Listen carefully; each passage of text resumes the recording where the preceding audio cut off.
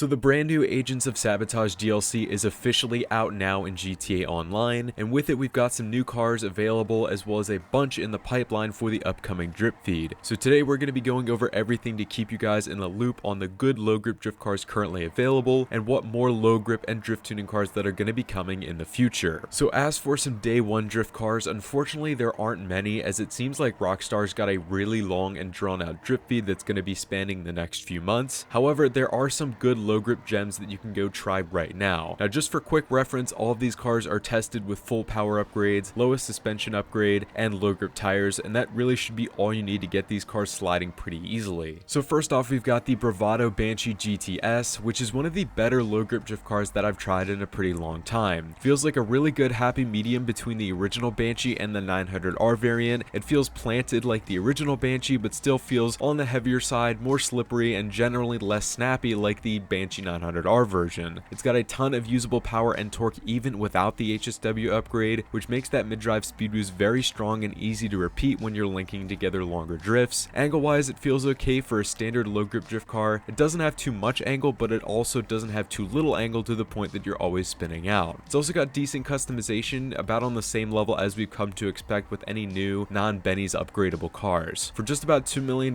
without that HSW upgrade, I think it's a pretty decent purchase, and it's definitely a fun and capable drift car if you want to use it for that. Generally, I wouldn't say that the HSW upgrade is required for this car. If anything, I think it'd be kind of overkill in terms of power, so even without it, as a drift car, it is absolutely awesome. And next up, we've got the DivKid Chavos or Cavos V6. I'm honestly not sure how to say it, but surprisingly enough, it's actually a rear-wheel drive car. I'm actually a big fan of Rockstar converting what are normally front-wheel drive sedans in real life into rear-wheel drive cars when they put them into GTA Online. If you guys remember, they did this exact thing with the Astro GZ, and that also ended up being a pretty solid drift car. Now, as for the Chavos V6, it actually handles and performs pretty well. It doesn't have a ton of top-end power, so it can't really handle super high-speed drifts, simply because the mid-drive speed boost just can't keep the car going at those speeds. However, for low to medium speed drifts, it feels great. If you're not going too fast, the mid-drive speed boost is easy and consistently repeatable if you want to link corners together. The suspension doesn't feel overly compliant to the point that you're understeering everywhere. It's generally pretty planted and agile, so it's easy to toss around. Angle-wise, the Chavos V6 is okay. It's definitely lacking a few degrees of angle, but it's still very manageable. The customization isn't all that great in my opinion, but you could still make some pretty cool stance builds with it. I don't really think I'd explicitly recommend this car given that it costs almost $1.5 million and doesn't offer the best customization or performance, but if you've already got one, it's definitely worth trying to drift it with some low grip tires. And finally, we've got the Dinka Jester RR Widebody, which has to be one of the most disappointing and pointless cars I've ever seen come to GTA Online. Now, not only does the Dinka Jester RR Widebody cost about $800,000 more than the original Jester RR, but it has absolutely no customization and the annoying livery can't be removed or changed at all. I honestly have no idea why Rockstar didn't just add a Benny's upgrade to the original Jester RR. Instead of that, they're kind of baiting you into paying for an entirely new car that can't be personalized literally at all, which I think is pretty dumb and also kind of scummy. Regardless, it is a decent drift car should you decide to go through with buying it. It honestly doesn't feel any different than the original Jester RR with low grip tires. It has enough power to party, it's got decent angle, but it still feels snappy and grippy, so it will take a bit more aggression to drift it at higher speeds. That's really about it. I obviously highly recommend against buying this car in all circumstances given its high price and total lack of customization. At that point, just buy the original Jester RR. It's a lot cheaper, has a ton of actual customization, it can drift well with low grip tires, and it also has the option for drift tuning if you ever want to make that switch. Now moving on to something a little bit more positive and exciting, it does seem that Rockstar's got 3 new drift tuning cars queued up to be released as part of the Agents of Sabotage DLC drip feed. This screenshot, which is shared by Zelstance in my Discord server, does show the list of car model names that are going to be coming, and here we can pick out some of the new drift tuning cars. First off, we've got the Drift Cheburek, which is totally random but kind of hilarious, and I'm actually excited to see what this car feels like. Generally, the Cheburek is a pretty underrated car with decent customization, and although it's not necessarily a drift tuning car that we wanted, I still think it'll be pretty cool to have. The next drift car variant we see is called the Drift Fudo 2, which actually refers to a drift-tuned version of the original Karen Fudo. Now, although the Fudo GTX's model name in the handling files in GTA is called the Fudo 2, the drift tuning version of the Fudo GTX is actually just called the Drift Fudo. So, filling in the gaps with the context clues, that means that the Drift Fudo 2 has has to be a drift tuning variant of the original Fudo, although that car's base model name is just Fudo in the handling files. Kinda confusing, I know, but I guess that was Rockstar's way of kinda hiding the fact that the original Fudo would be getting drift tuning at some point. I honestly think this would be a great addition given the Fudo's differing body style compared to the Fudo GTX, as well as some of the customization that it's got, so I'm really excited for when Rockstar does make this upgrade available. And finally, we've got the Drift Jester 3, which, based on the existing car model names, refers to a drift tuning version of the Dinka Jester Classic, whose original model is called the Jester 3. This is super exciting to hear that, in my opinion, a pretty crappy car is finally getting some love in the form of drift tuning. I'm not sure if this means the car is going to be getting some additional customization options. Obviously, I hope it does, but I guess we'll have to wait and see. Now, the one potential concern I have is with the Jester Classic and the Chebura getting the drift tuning upgrade, given the fact that these cars have slow handling flags and therefore aren't the most fun to drive in their original form. I'm hoping that when Rockstar does add the drift tuning upgrade to these cars, they at least remove that flag, so that way the car's gearing doesn't feel buggy or laggy like it normally would. We currently don't have any cars that have the drift tuning upgrade applied over top of a car with handling flags, so I'm hoping these cars don't feel too bad. Anyways, that's really about it in terms of new drift tuning cars that are going to be added with the drip feed. Although the quantity of new drift tuning cars is really low, I still think Rockstar made some good choices with cars to add the upgrade to, and I'm excited to see how they all feel. And obviously, if you guys want, feel free to stay tuned to this channel for an upcoming video that'll be delving deep into all of these cars when they've released. Now, to close out this video, we've also got 3 more potential low grip drift cars slated to be added with the DLC drip feed. First off, we've got the Inventero Coquette D5, which looks to be based off of a C6 Chevy Corvette. Given Rockstar's track record of making the other Corvettes in this game pretty solid drift cars, I have to believe that the D5 is going to handle similarly. Next up, we've got the Vapid Firebolt ASP, which is based off of the 1999 to 2004 Ford SVT F-150 Lightning. This will probably be in the muscles class and have similar power and feel to the other cars in said class, so it seems like it's going to be a pretty solid low grip drift car. I also cannot wait to do a Fast and Furious build on this truck when it drops, so stay tuned for that if you're interested. And finally, we've got the Vapid Uranus Low Speed, which is based off of the 1986 to 92 Ford Sierra RS Cosworth, or the equivalent Mercor XR4 Ti. I honestly can't really tell. Given that these cars were pretty peppy rear-wheel drive cars in real life, I'd like to think that the GTA counterpart is going to feel similar, thus making it a solid drift car candidate. So that is a wrap on everything current and upcoming when it comes to drifting in GTA Online with this new Agents of Sabotage DLC. Hopefully you guys found this video helpful and are at least enjoying some of the new content a little bit, despite what seems to be a very long and drawn out upcoming drip feed. As always, feel free to leave any feedback you've got, any thoughts, questions down below in the comments. Consider liking the video if you enjoyed it, and also feel free to subscribe to this channel if you want to see any and all drifting related updates in GTA Online in the future. Thank you all so much for watching, and I hope you have an amazing day.